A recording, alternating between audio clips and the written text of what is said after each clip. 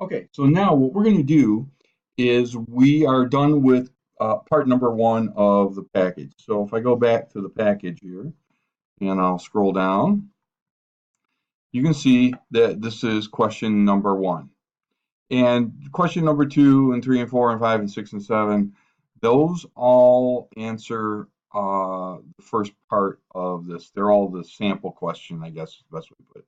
Number eight is where we start doing the classroom work, I guess is the best way to put it, part of this. So question number eight, and by the way, I'll show you this. This is question number one. You can see I had the number one up here in the heading for what we were doing to find the minimum snow load here of 22 PSF.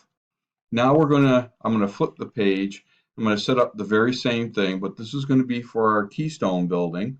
And I put the importance factor up here, and I put the picture of the snow load table right here. And you can see Noblesville is in a 20 zone because that's right where Noblesville is, pretty close to Indianapolis. And then right here is our categories for the occupancy that we use in conjunction with the importance factor table up here.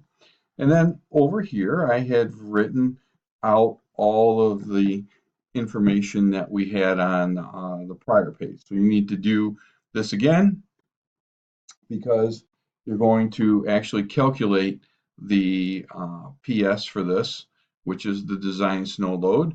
And then you're going to come down here and you're going to find the minimum snow load for the Keystone building. And you'll use one of these two formulas that are right here to get that value, okay? The minimum snow load value. So one of these two applies depending upon what this number is right here. So let's go back to the problem, to the Microsoft Word problem, and take a look at this.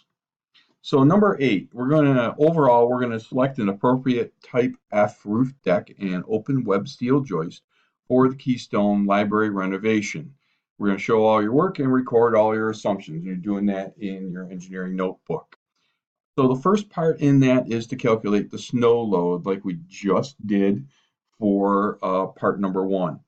So to calculate the snow load, first we know that the PG in Noblesville, Indiana, you're going to find the value for that on the map that I just showed you, and you should be able to remember what that is.